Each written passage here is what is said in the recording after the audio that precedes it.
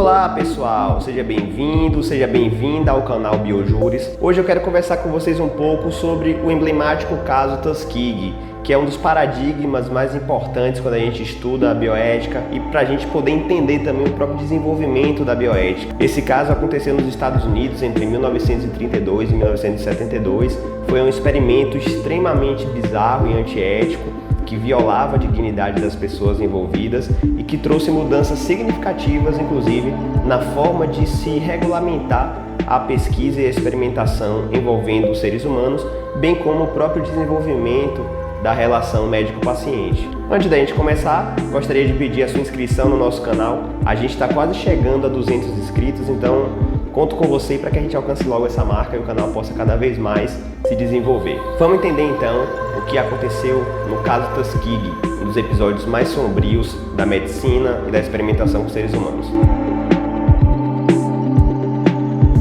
Tudo começa em 1932, quando os Estados Unidos, através do seu sistema de saúde, resolve fazer uma experimentação para observar de que maneira acontecia a progressão natural da sífilis em homens negros. Essa pesquisa, que foi conduzida durante 40 anos, envolveu 600 homens negros, dos quais 399 tinham de fato sífilis e 201 não tinham a doença. Todos esses homens negros eram também pobres e a gente aqui já tem uma evidência das situações de vulnerabilidade envolvidas nesse experimento, que contribuem ainda mais para a gravidade de tudo o que aconteceu durante esse episódio. O nome Tuskegee faz referência ao centro médico no qual foi desenvolvida essa pesquisa no estado do Alabama, nos Estados Unidos. A problemática toda começa da seguinte maneira. O objetivo dessa pesquisa era observar de que maneira a sífilis, que é uma doença infecciosa transmitida sexualmente, se desenvolvia em homens negros. Só que os participantes, que eram voluntários,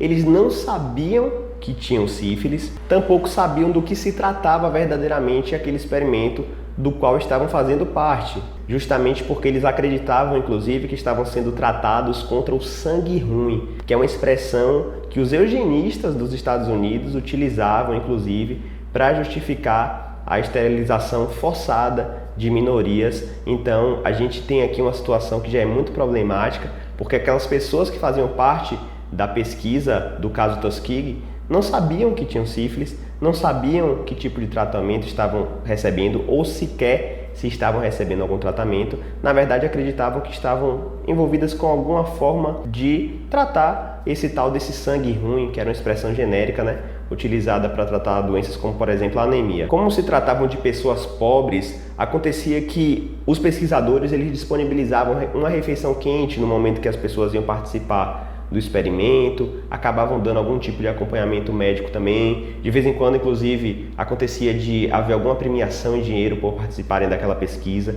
Então percebam como aquela vulnerabilidade social ela era agravada através dessa falta de informação. E além disso, a gente tem uma situação aqui muito importante, que é a demonstração de como essa vulnerabilidade social, associada a uma vulnerabilidade técnica, por não terem conhecimento médico do que estava acontecendo, colocou aquelas pessoas em uma situação extremamente degradante. Retomando aqui a nossa discussão, então, os participantes dessa pesquisa de Tuskegee, eles não sabiam no que estavam se metendo, não sabiam, inclusive, nada sobre o diagnóstico da sua doença, e a pesquisa consistia justamente em não dar qualquer tipo de tratamento à doença, porque o objetivo era observar como essa doença iria se desenvolver naturalmente no corpo daquelas pessoas. Então você tinha ali um grupo considerável de seres humanos que estavam com uma doença séria e grave, e essa doença não era tratada deliberadamente, simplesmente para que os pesquisadores pudessem observar como ela iria se desenvolver naquelas pessoas. Olha que situação extremamente bizarra. No início, lá em 1932, o que era mais problemático, inclusive, não era nem a ausência do tratamento. Imagine, isso porque naquela época ainda não se tinha nenhum consenso científico de como tratar a sífilis. Mas pior do que isso, era essa conduta de ocultar dos participantes o diagnóstico de sífilis que eles tinham e também de sequer esclarecê-los acerca dos prognósticos daquela doença. Só que a história só piora. Com o passar do tempo, já na década de 50, ou seja, quase 20 anos depois do início dessa pesquisa, a gente já tinha um tratamento adequado para a sífilis. Mesmo assim, nenhum tipo de utilização desse medicamento foi feito naqueles sujeitos, que continuaram sendo apenas observados como meros receptáculos de uma doença a qual se pretendia conhecer um pouco mais. Só que também no início dessa década de 1950, o Código de Nuremberg já havia sido promulgado. Esse Código de Nuremberg, ele inclusive foi um documento internacional decorrente do julgamento de Nuremberg após a Segunda Guerra Mundial. Por si só já trouxe muitas atrocidades, inclusive envolvendo experimento com seres humanos, e justamente por conta disso, os Estados Unidos, envolvidos diretamente nesse julgamento, contribuíram para a criação desse Código de Nuremberg, que trazia vários princípios a serem observados quando você estava desenvolvendo qualquer tipo de experimentação com seres humanos. E dentre esses princípios, a gente tem uma valorização gigantesca da ideia do consentimento livre e esclarecido, ou seja, a valorização da autonomia e a necessidade de informar aquela pessoa de todos os riscos e das circunstâncias da pesquisa que está sendo realizada, a fim de que essa pessoa possa consentir ou não em participar daquele experimento. Ou seja, mesmo depois de uma legislação internacional tratando especificamente sobre experimentos com seres humanos, trazendo princípios bioéticos capazes de proteger a dignidade daqueles sujeitos, ainda assim o experimento Tuskegee continuou. E continuou com respaldo do Estado, isso que é pior. Mais adiante um pouco, agora já no finalzinho da década de 1960, ali por volta de 1968,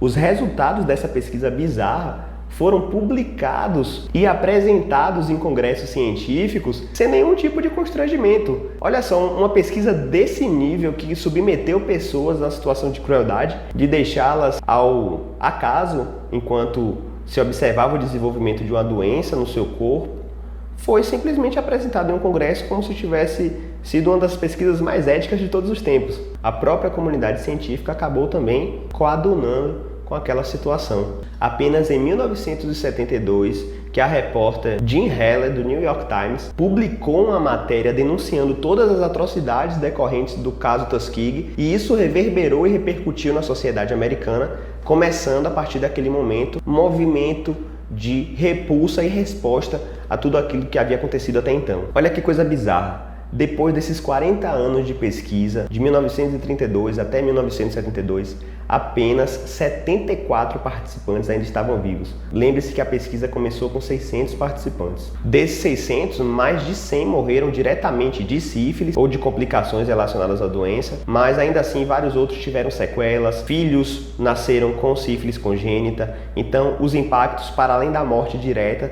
também causaram violações indiretas, mas seríssimas, àquelas pessoas que participaram desse experimento. Em 1997, apenas 8 pessoas que participaram dessa pesquisa ainda estavam vivas. Foi nesse cenário que o governo dos Estados Unidos, então, decidiu fazer um pedido formal de desculpas a essas pessoas. Pessoal, a gente tem aqui um experimento que foi elaborado e concebido por pesquisadores renomados, supostamente capacitados para realizar aquele tipo de pesquisa. Só que, além disso, a gente tinha também o respaldo e a própria fiscalização de órgãos do governo federal que davam todo o respaldo para a continuidade dessa pesquisa. Mesmo com a mudança de contexto, o surgimento de tratamentos para serem aplicados no caso de sífilis, mesmo diante da documentação internacional referente ao Código de Nuremberg, a gente ainda assim teve a continuidade do experimento, que atravessou essas etapas. Começou antes da Segunda Guerra Mundial e acabou muito depois.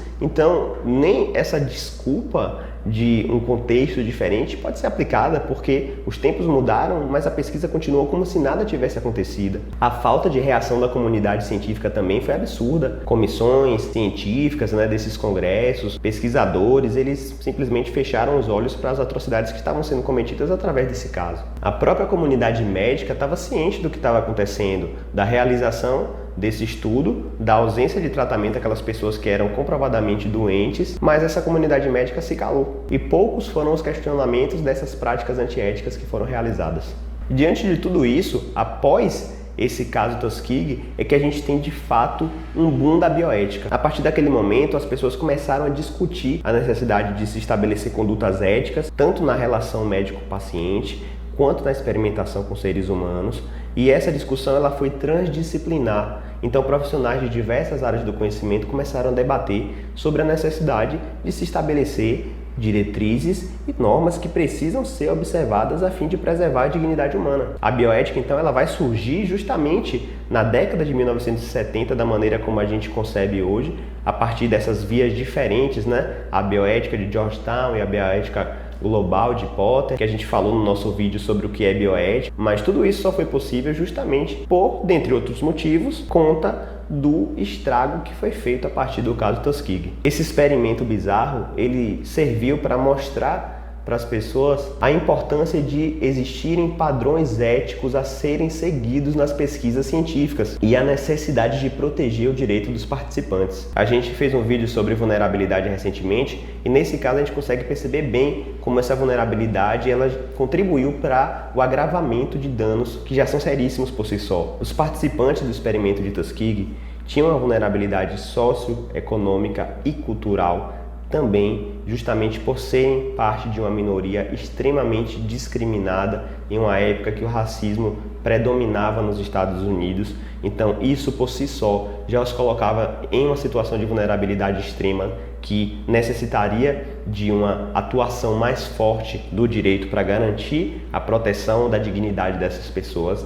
Mas além disso, a gente tem também essa vulnerabilidade técnica, essa falta de informação acerca da sua própria condição de saúde e acerca do tratamento a ser aplicado diante dessa condição. O caso Tuskegee violou todas essas prerrogativas e evidenciou todas essas vulnerabilidades e até hoje é um paradigma fundamental para chamar a nossa atenção para a necessidade de vigilância constante e da necessidade de proteção do direito dos pacientes, dos sujeitos que participam de pesquisa científica e, acima de tudo, da dignidade dos seres humanos.